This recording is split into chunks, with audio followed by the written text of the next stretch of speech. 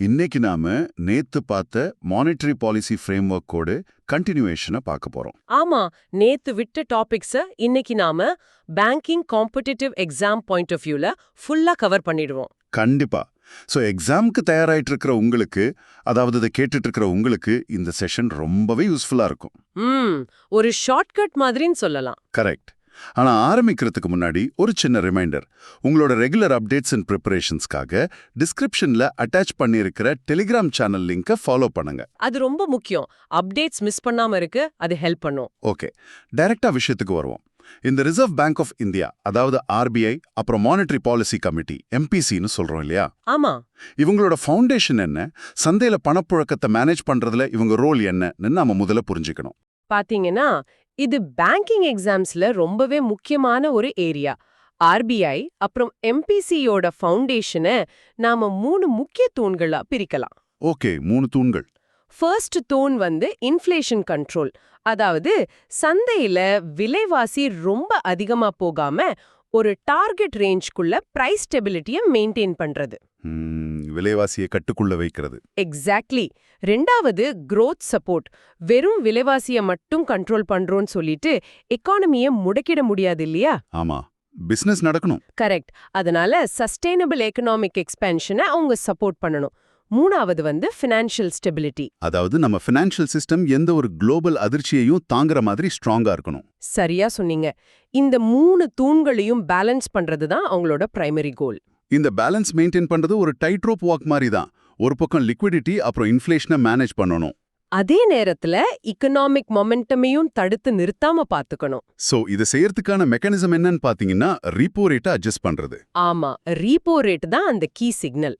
இதை மாற்றுவதன் மூலமா ஒட்டுமொத்த ஈகானமியில் இருக்கிற பாரோயிங் காஸ்ட்ஸை அவங்களால ஸ்டியர் பண்ண முடியும். சந்தையில பணம் அதிகமா இருந்தா உறிஞ்சுறதுக்கும், ஆமா, பணம் குறையும் போது உள்ள செலுத்துறதுக்கும் இந்த மெக்கானிசம் ரொம்பவே அவசியமாகுது. Okay, let's unpack this. இந்த மெக்கானிசமை செயல்படுத்துறதுக்கு ஆர்பிஐ கிட்ட ஒரு பெரிய டூல் கிட் இருக்கு. நிறைய டூல்ஸ் வச்சிருக்காங்க. அதுல ரொம்ப முக்கியமான ஒன்னு லிக்விடிட்டி அட்ஜஸ்ட்மெண்ட் ஃபெசிலிட்டி, அதாவது எல்ஏஎஃப். இதுல ஒரு கோரிடோர் அமைப்பை பத்தி எக்ஸாம்ல அடிக்கடி கேட்பாங்க. ஆமா, எல்ஏஎஃப் காரிடார் ரொம்ப ஃபேமஸான கொஸ்டின். இந்த கோரிடோரா ஒரு அறை மாதிரி நம்ம கற்பனை பண்ணிக்கலாம்னு நினைக்கிறேன். இந்த அறையோட நடுல, அதாவது ஒரு டார்கெட் டெம்பரேச்சர் மாதிரி இருக்கிறது தான் ரீப்போ ரேட் அல்லது பாலிசி ரேட். அதுதான் கண்ட்ரோல் டூல். நீங்க சொன்ன அந்த அறை அனாலஜி ரொம்ப பொருத்தமா இருக்கு. தேங்க்ஸ். இப்போ அந்த அறைக்கு ஒரு ஃப்ளோர் வேணும், ஒரு சீலிங் வேணும் இல்லையா? கீழே இருக்கிற ஃப்ளோர் தான் எஸ்டிஎஃப், அதாவது standing deposit facility. Okay, floor SDF. Banks கிட்ட அளவுக்கு அதிகமான பணம், அதாவது எக்ஸஸ் லிக்விடிட்டி இருக்கும்போது அத பேங்க்ஸ் ஆர்பிஐ கிட்ட கொடுத்து வைக்கலாம். இதுல ஒரு முக்கியமான கீவேர்டு இருக்கு, எக்ஸாம் கீ. என்னன்னா, எஸ்டிஎஃப்க்கு கொலாட்ரல் தேவையில்லை. அதாவது எந்த ஒரு செக்யூரிட்டியும் இல்லாமலேயே எக்ஸஸ் லிக்விடிட்டியை அப்சார்ப் செய்யும் ஒரு ஃப்ளோர் தான் இந்த எஸ்டிஎஃப். கரெக்ட். அப்போ மேல இருக்கிற சீலிங் என்னன்னு பாத்தீங்கன்னா, அது எம்எஸ்எஃப், அதாவது மார்ஜினல் ஸ்டாண்டிங் ஃபெசிலிட்டி. இது ஒரு பீனல் ரேட். பீனல் ரேட்னா பேங்க்ஸ் அவசர தேவைக்காக அவங்களோட எஸ்எல்ஆர் போர்ட்ஃபோலியோக்கு எதிரா ஓவர்நைட் பாரோவிங் பண்ணும்போது கொஞ்சம் அதிகமான வட்டி கட்டணும். ஆமா, எக்ஸ்ட்ரா சார்ஜ் மாதிரி. அதான் இந்த எம்எஸ்எஃப். இது ஒரு சேஃப்டி வால்வ் அப்படின்னு கூட சொல்லலாம். பேங்க்ஸ் தங்களோட ரெகுலர் லிமிட்டை தாண்டி கடன் வாங்கும்போது இந்த சீலிங் அவங்களுக்கு ரொம்பவே பயன்படும். சரி, அப்போ ரிவர்ஸ் ரெப்போன்னு ஒன்னு சொல்றாங்களே, அது என்ன? இதுக்கு இடையில ரிவர்ஸ் ரெப்போவும் இருக்கு. மார்க்கெட் லிக்விடிட்டியை குறைக்கிறதுக்காக பேங்க்ஸ் தங்களிடம் இருக்கும் எக்ஸஸ் ஃபண்ட்ஸை ஆர்பிஐடம் பார்க் பண்ற இன்னொரு முறை தான் இது. ஓகே, இப்போ எக்ஸாம்ல ஒரு ட்ரிக்கி கொஸ்டின் வரலாம். என்ன கொஸ்டின்? எக்ஸஸ் லிக்விடிட்டியை அப்சார்ப் பண்றதுக்கு கொலாட்ரல் இல்லாம ஆர்பிஐ யூஸ் பண்ற டூல் எதுன்னு கேட்டா நிறைய பேர் ரிவர்ஸ் ரெப்போன்னு டிக் பண்ணிடுவாங்க. ஆனா அது தப்பு. ஆமா, சரியான விடை எஸ்டிஎஃப். ஏன்னா ரிவர்ஸ் ரெப்போல ஆர்பிஐ கொலாட்ரல் கொடுக்கணும், ஆனா எஸ்டிஎஃப்ல அது தேவையில்லை. வாவ், இந்த டிஃபரன்ஸ் நீங்க ரொம்ப தெளிவா புரிஞ்சுக்கணும். அந்த எக்ஸாம் ட்ராப்பை ரொம்ப அழகா பாயிண்ட் அவுட் பண்ணீங்க. தேங்க்யூ. இப்போ இந்த எல்ஏஎஃப் காரிடோரை ஒரு பக்கம் வச்சுட்டு பார்த்தோம்னா, ஆர்பிஐ கிட்ட பணத்தின் அளவை நேரடியாக கட்டுப்படுத்த சில ரிசர்வ் ரேஷியோஸ் இருக்கு. ஆமா, குவான்டிட்டி இன்ஸ்ட்ருமெண்ட்ஸ்னு சொல்லுவோம். இதுல சிஆர்ஆர், அதாவது கேஷ் ரிசர்வ் ரேஷியோ, அப்புறம் எஸ்எல்ஆர், அதாவது ஸ்டாச்சுட்டரி லிக்விடிட்டி ரேஷியோ, இது ரெண்டும் ரொம்ப பிரபலம். எக்ஸாம்ல அடிக்கடி வர டாபிக்ஸ் இதெல்லாம். சிஆர்ஆர் அப்படிங்கிறது வங்கிகள் தங்களது டெபாசிட்ஸ்ல ஒரு குறிப்பிட்ட பெர்சன்டேஜை கேஷாக கட்டாயமா ஆர்பிஐ கிடம் வைத்திருக்க வேண்டிய அளவு. கரெக்ட்.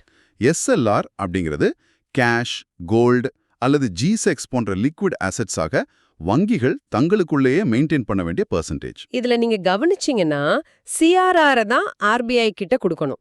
ஆனா SLR பேங்க்ஸ் தங்களுக்குள்ளேயே லிக்விட் அசெட்ஸாக வச்சுக்கணும். எக்ஸாக்ட்லி. இந்த ரிசர்வ் ரேஷியோஸை தாண்டி இன்னும் சில குவாண்டிட்டி இன்ஸ்ட்ருமெண்ட்ஸ் இருக்கு. அதுல ஒன்னு OMO, அதாவது ஓபன் மார்க்கெட் ஆபரேஷன்ஸ்.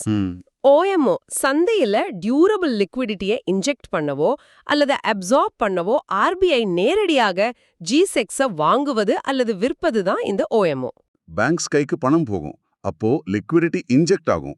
ஆமா, அதே ஜிசெக்ஸை RBI விற்கும்போது பேங்க்ஸ் கிட்ட இருக்கிற பணம் RBIக்கு வரும், அப்போ லிக்விடிட்டி அப்சார்வ் ஆகும். இதை எக்ஸாம்ல டியூரபிள் லிக்விடிட்டி அப்படிங்கிற கீவேர்டை வச்சு சுலபமா ஐடென்டிஃபை பண்ணிடலாம். சூப்பர். அதை தொடர்ந்து 4வது இன்ஸ்ட்ருமெண்ட் பேங்க் ரேட். இது கொலாட்ரல் இல்லாத லாங் டேர்ம் லெண்டிங் ரேட். இப்போ இது அதிகமா யூஸ் பண்றது இல்லையே. ஆமா, ஆரம்ப காலத்துல இது ரொம்ப முக்கியமா இருந்துச்சு. ஆனா இப்போ இதை MSF ரேட்டோட அலைன் பண்ணிட்டாங்க. ஓகே. இருந்தாலும் கான்செப்டாக இது லாங் டேர்ம் மற்றும் விதவுட் கொலாட்ரல் அப்படிங்கறத நீங்க ஞாபகம் வச்சுக்கணும். கரெக்ட். 5வது MSS, அதாவது மார்க்கெட் ஸ்டெபிலைசேஷன் ஸ்கீம். இது எதுக்கு யூஸ் ஆகுது? எப்போதாவது சந்தையில எதிர்பாராத விதமா மிகப்பெரிய அளவுக்கு சர்ப்ளஸ் லிக்விடிட்டி வந்துட்டா, உதாரணத்துக்கு அந்நிய செலாவணி அதிகமா உள்ள வரும்போது அந்த பணத்தை உறிஞ்சுவதற்காக ட்ரெஷரி பில்ஸ் அல்லது பாண்ட்ஸ் மூலம் செயல்படும் ஒரு சிறப்பு திட்டம் தான் இந்த MSS. Exactly. Here's where it gets really interesting. நிறைய பேருக்கு டூலுக்கும் ஸ்டான்ஸுக்கும் என்ன வித்தியாசம் அப்படிங்கிற குழப்பம் இருக்கு. ரொம்ப காமனான கன்ஃபியூஷன் தான் அது. ரீப்போ ரேட்டை மாத்துறதும் ஸ்டான்ஸை மாத்துறதும் ஒண்ணுதானான்னு கேக்குறாங்க. ஆனா ரெண்டும் வேற வேற. இது வண்டி ஓட்டும்போது ஸ்டியரிங்கை திருப்புவதற்கும் நம்ம GPSல எந்த டெஸ்டினேஷன் செட் பண்ணிருக்கோம் அப்படிங்கிறதுக்கும் உள்ள வித்தியாசம் மாதிரி இல்லையா? ரொம்ப துல்லியமான ஒப்பீடு. தி டூல் அப்படிங்கிறது ரீப்போ ரேட், அதாவது ஒரு MPC மீட்டிங்ல எடுக்கப்படும் இமீடியட் ஆக்ஷன். ஓகே, இன்னைக்கு உடனே நடக்கிற ஆக்ஷன். ஆமா, அது ஒரு ஸ்பெசிபிக் நம்பர் சேஞ்ச். உதாரணத்துக்கு 6.5%லேருந்து 6.75% ஆக்குறது. ஆனா தி ஸ்டான்ஸ், அதாவது பாலிசி ஸ்டான்ஸ் அப்படிங்கிறது direction of travel, future plan. Correct. வரப்போகிற மாதங்கள்ல RBIயோட நோக்கம் என்ன?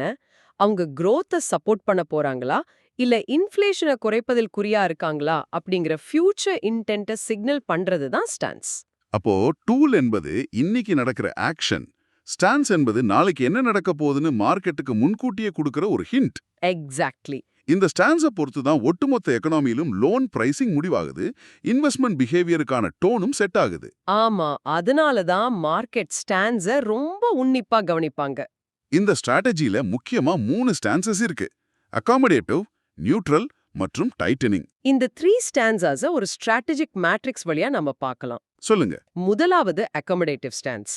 இதோட ரீப்போ பயஸ் லோவர் ரேட்ஸ், அதாவது வட்டி விகிதங்களை குறைப்பதற்கான வாய்ப்புகள் அதிகம்.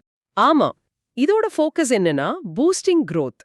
எக்கனாமிக் இம்பாக்ட பொறுத்த வரைக்கும் இது EMIs குறைக்கும், பாரோயிங்க என்கரேஜ் பண்ணும். 2வது நியூட்ரல் ஸ்டான்ஸ் இல்லையா? கரெக்ட். இதுல நோ ஸ்ட்ராங் டைரக்ஷன் இருக்கும். growth மற்றும் இன்ஃப்ளேஷனை பேலன்ஸ் பண்றது தான் இதோட ஃபோக்கஸ். 3வது டைட்டனிங் ஸ்டான்ஸ். இதோட ரீப்போ பயஸ் ரேஸ் ரேட்ஸ். அப்போ மேனேஜிங் இன்ஃப்ளேஷன் தான் இதோட முழு ஃபோக்கஸா இருக்கும். ஆமா, கண்டிப்பா. இந்த 3 ஸ்டான்ஸையும் இன்னும் கொஞ்சம் டீடைலா பார்க்கலாம். எக்ஸாம்க்கு அது ரொம்ப யூஸ் ஆகும். கண்டிப்பா பார்க்கலாம். முதல்ல அகாமடேட்டிவ் ஸ்டான்ஸ். இது எப்போ வரும்னா எக்கானமி ரொம்ப ஸ்லோ டவுன் ஆகும்போதும், ஆனா அதே சமயம் இன்ஃப்ளேஷன் ஒரு சேஃப் ஜோன்ல இருக்கும்போதும் வரும். அப்போ RBI எடுக்கிற ஆக்ஷன் என்னவா இருக்கும்னா ரேட்ஸை கட் பண்ணுவாங்க அல்லது எக்ஸிஸ்டிங் லோ ரேட்ஸை அப்படியே மெயின்டைன் பண்ணுவாங்க. இதோட ரிசல்ட் ரொம்ப நேரடியா இருக்கும். நம்மள மாதிரி சாதாரண ஆட்களுக்கு சீப்பர் லோன்ஸ் கிடைக்கும். பிசினஸஸ்க்கு கடன் வாங்கி தொழில் தொடங்குறது சுலபமா இருக்கும்.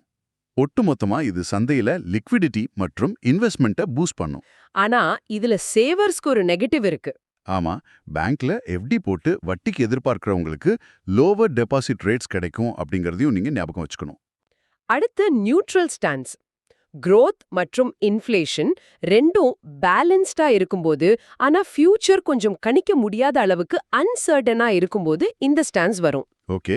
இதோட ஆக்ஷன் என்னன்னா ரேட்ஸை கட் பண்ணவோ அல்லது ரேஸ் பண்ணவோ எந்த ஒரு இமீடியட் கமிட்மெண்ட்டும் RBI கொடுக்க மாட்டாங்க. அப்போ நியூட்ரல் ஸ்டான்ஸ் அப்படிங்கிறது முழுமையாக டேட்டா டிபெண்டன்ட். எக்ஸாக்ட்லி. அதாவது RBI ஒரு வெயிட் அண்ட் வாட்ச் மோடுக்கு போயிடுவாங்க. அடுத்து வர்ற மேக்ரோ எக்கனாமிக் டேட்டாவை அப்சர்வ் பண்ணி முடிவெடுப்பாங்க. இதோட ரிசல்ட் பாத்தீங்கன்னா பாரோவர்ஸ் மற்றும் சேவர்ஸ் ரெண்டு பேருக்குமே ஒரு ஸ்டெபிலிட்டியை கொடுக்கும். மூன்றாவதா டைட்டனிங் ஸ்டான்ஸ். இதை அப்ளைங் த பிரேக்ஸ் ஆன் இன்ஃப்ளேஷன் அப்படின்னு சொல்லலாம். ஆமா, விலைவாசி ஏறும்போது பிரேக் போடுறது. இன்ஃப்ளேஷன் ஸ்பைக்ஸ் ஆகும்போது அது இம்போர்ட்ஸா இருக்கலாம், ஃபியூல் விலை ஏற்றத்தால இருக்கலாம், அல்லது கரன்சி வீக்னஸா இருக்கலாம். அப்போ இந்த ஸ்டான்ஸ் வரும். இதுக்கான ஆக்ஷன் வந்து ரீப்போ ரேட்டை ரேஸ் பண்றது. இதோட ரிசல்ட் சந்தையில காஸ்ட்லியர் லோன்ஸ் மாறும். அதனால மக்களின் வாங்கும் திறன், அதாவது டிமாண்ட் குறையும். ஆனா இது சேவர்ஸ்க்கு ஒரு நல்ல வாய்ப்பு. ஏன்னா ஹையர் டெபாசிட் ரேட்ஸ் கிடைக்கும். ஒட்டுமொத்தமா இது பிரைஸ் ஸ்டெபிலிட்டியை ரெஸ்டோர் பண்ணும். கரெக்ட். இதுல எனக்கு எப்பவுமே ஒரு ஆச்சரியம் என்னன்னா, எம்பிசி சும்மா ஒரு மீட்டிங் போட்டு சரி இன்னைக்கு டைட்டனிங் போலாம், நாளைக்கு அகாமடேட்டிவ் போலாம்னு முடிவெடுத்துட மாட்டாங்க. கண்டிப்பா மாட்டாங்க. அதுக்கு பின்னாடி பெரிய அனாலிசிஸ் இருக்கு. அவங்க ஒரு முடிவுக்கு வர்றதுக்கு முன்னாடி நிறைய ஃபேக்டர்ஸை கவனிப்பாங்க. பேங்கிங் எக்ஸாமுக்கு தயாராகிற நீங்க இந்த 6 முக்கிய காரணிகளை கண்டிப்பா தெரிஞ்சுக்கணும். ஆமா, இந்த 6 ஃபேக்டர்ஸ் ரொம்ப ரொம்ப முக்கியம். அதுல முதல் 3 காரணிகள் நம்ம உள்நாட்டு பொருளாதாரம் சம்பந்தப்பட்டது.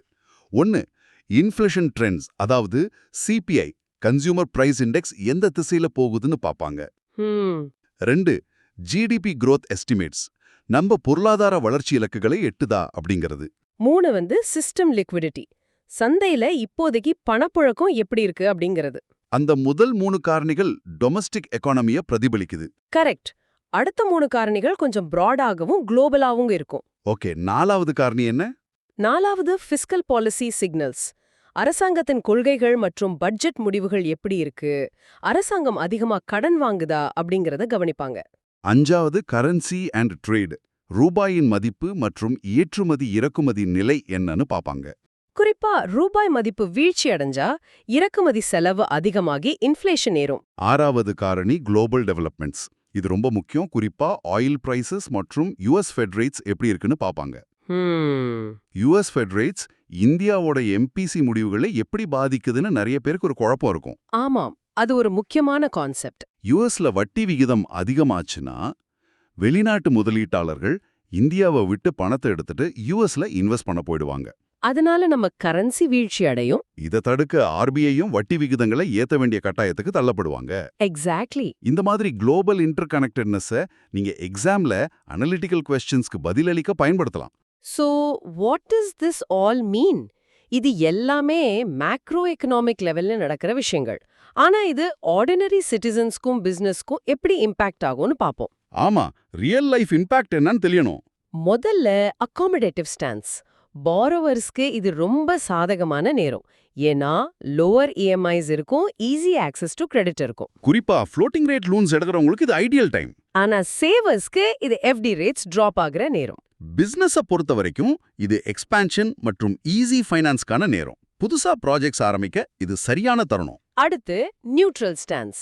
இதுல பாரோவர்ஸ்க்கு ஸ்டேபிள் ரேட்ஸ் இருக்கும், பெரிய ஏற்ற இறக்கம் இருக்காது. சேவோஸ்க்கும் லிட்டில் சேஞ்ச் தான். பிசினஸை பொறுத்த வரைக்கும் இது ஒரு வாட்ச் அண்ட் வெயிட் காலம். பெரிய இன்வெஸ்ட்மெண்ட்ஸ் பண்றதுக்கு முன்னாடி மார்க்கெட் எந்த பக்கம் போகுதுன்னு கவனிப்பாங்க. அப்போ டைட்னிங் ஸ்டான்ஸ்ல என்ன ஆகும்? அதுல அப்படியே எல்லாமே தலைகீழா மாறும். பாரோவர்ஸ்க்கு ஹையர் இஎம்ஐஸ் வரும், லோன் கிடைக்கிறதுக்கான எலிஜிபிலிட்டி ரொம்ப ஸ்ட்ரிக்ட் ஆகும். ஆனா சேவர்ஸ்க்கு இது கொண்டாட்டம், ஏன்னா இன்ட்ரெஸ்ட் ரேட்ஸ் இன்க்ரீஸ் ஆகும். இந்த நேரத்துல ஹையர் டெபாசிட் ரேட்ஸ்ல நீண்ட காலத்துக்கு எஃப்டியை லாக் இன் பண்றது புத்திசாலித்தனமான ஃபினான்ஷியல் பிளானிங். பிசினஸை பொறுத்த வரைக்கும் அவங்க ஹோல்ட் ஆஃப் ஆன் பாரோயிங் பண்ணுவாங்க, அதிக வட்டி கொடுத்து கடன் வாங்க யோசிப்பாங்க. கரெக்ட். இந்த பாலிசி ஓவரால் லிக்விடிட்டியை மாத்துவதால் ஸ்பெண்டிங் அப்புறம் ஜாப்ஸ்லயும் ஒரு பெரிய தாக்கம் இருக்கும். கண்டிப்பா. ஒரு கம்பெனிக்கு ஃபண்ட் கிடைக்கிறது கஷ்டமா இருக்கும்போதோ அல்லது வட்டி அதிகமா இருக்கும்போதோ அவங்க புதுசா ஒரு ஃபேக்டரி கட்டுறதையோ புதுசா ஆட்களை வேலைக்கு எடுக்கிறதையோ தள்ளி போடுவாங்க. அப்போ ஜாப் கிரியேஷன் மற்றும் இன்வெஸ்ட்மெண்ட் சென்டிமெண்ட் நேரடியாகவே பாதிக்கப்படும். ஆர்பிஐ எடுக்கிற ஒவ்வொரு பேசிஸ் பாயிண்ட் ரேட் கட் அல்லது ஹைக்குக்கு பின்னாடியும் நம்மளோட வேலை வாய்ப்புகள் அடங்கி இருக்கு அப்படிங்கிறது ரொம்பவே சுவாரஸ்யமான உண்மை. ஆமா, எக்கனாமிக்ஸை பொறுத்த வரைக்கும் எல்லாமே கனெக்டட் தான். இப்ப நாம விவாதத்தோட இறுதி பகுதிக்கு வந்துட்டோம். எக்ஸாம் பாயிண்ட் ஆஃப் வியூல ரேபிட் ரிவிஷன், அதாவது ஃப்ரீக்வென்ட்லி ஆஸ்க்ட் கொஸ்டின்ஸ் ரொம்ப முக்கியம். நாமே இதை ஒரு ரேபிட் ஃபயர் மாதிரி டிஸ்கஸ் பண்ணலாம். ஷோர். முதல் கேள்வி, what does the neutral stance mean? இதற்கான சரியான பதில் என்னன்னா flexibility. The RBI is neither inclined to raise nor lower rates immediately. அவங்க அடுத்த நகர்வுக்கு அவசரப்பட மாட்டாங்க. இதுல எந்த பயசும் கிடையாது, ஃப்ளெக்சிபிலிட்டி மட்டும்தான். கரெக்ட். ரெண்டாவது கேள்வி, can the stands change without the rate changing? அதாவது ரேட் மாறாமலேயே ஸ்டாண்ட்ஸ் மாற முடியுமா? இதுக்கு S. The stance signals future direction, allowing markets to adjust expectations first அப்படிங்கிறது தான் பதில். அதாவது ரேட்டை மாத்துறதுக்கு முன்னாடியே மார்க்கெட்க்கு ஒரு ஹிண்ட் கொடுக்கறதுக்காக ஸ்டாண்ட்ஸை மட்டும் மாத்துவாங்க. Exactly. கடைசி கேள்வி. When does RBI shift to tightening? இதற்கான பதில், when inflation rises above the comfort zone or the economy risks overheating. பணம் அதிகமா புழங்கி, டிமாண்ட் எகிரி, விலைவாசி கட்டுக்கடங்காம போகும் ஆபாயம் இருந்தா ஆர்பிஐ கொஞ்சமும் யோசிக்காம டைட்டனிங்க்கு மாறி வட்டி விகிதங்களை ஏத்திடுவாங்க. ரொம்ப தெளிவா எல்லா கான்செப்ட்ஸும் பேங்கிங் காம்படிட்டிவ் எக்ஸாம்க்கு ஏத்த மாதிரி கவர் பண்ணிட்டோம். ஆமா, எந்த பாயிண்ட்டும் மிஸ் ஆகல. இந்த டீப் டைவ் உங்க எக்ஸாம் ப்ரிப்பரேஷனுக்கு ஒரு ஸ்ட்ராங்கான ஃபவுண்டேஷனை கொடுத்துருக்கணும் நம்புறோம். மறக்காம மேலும் பல அப்டேட்ஸ் மற்றும் நோட்ஸ்க்கு டிஸ்கிரிப்ஷன்ல உள்ள டெலிகிராம் சேனலை ஃபாலோ பண்ணுங்க. முடிகிற இந்த நேரத்துல ஒரு புது சிந்தனையோட உங்களை விட ஆசைப்படுறேன். என்ன சிந்தனை அது? இவ்வளவு நேரம் repo rate, LAF corridor, physical பேங்க்ஸ்ல பணப்புழக்கம் இதெல்லாம் பத்தி பேசணும். ஆனா எதிர்காலத்துல CBDC, அதாவது சென்ட்ரல் பேங்க் டிஜிட்டல் கரன்சி, ரூபாய் முழுமையா மக்கள் புழக்கத்திற்கு வந்தா என்ன ஆகும்? ஓ, டிஜிட்டல் கரன்சி. ஆமா, வங்கிகள் மூலமா இல்லாம நேரடியா RBIக்கும் மக்களுக்கும் இடையில டிஜிட்டல் பணப்புழக்கம் நடக்கும்போது இந்த ரெப்போ ரேட் மற்றும் LAF காரிடார் கருவிகள் எப்படி வேலை செய்யும்? இதோட மெக்கானிசம் எப்படி மாறும்னு கேக்குறீங்க? ஆமா, இத பத்தி நீங்க சிந்தித்து பாருங்க. இது நிஜமாவே ஒரு ஃபியூச்சரிஸ்டிக்கான தாட். எக்ஸாம்ல எஸ்ஏ ரைட்டிங் அல்லது இன்டர்வியூல கூட CBDCயோட மானிட்டரி பாலிசி இம்பாக்ட் பத்தி கேள்விகள் வரலாம். அப்போ இந்த சிந்தனை உங்களை தனித்து காட்ட உதவும். கண்டிப்பா. உங்களோட எக்ஸாம் ப்ரிப்பரேஷனுக்கு எங்களோட வாழ்த்துக்கள். தொடர்ந்து படிங்க, உறுதியா வெற்றி பெறுவீங்க. உங்களை அடுத்த ஒரு சுவாரஸ்யமான டீப் டைவ்ல சந்திக்கிறோம்.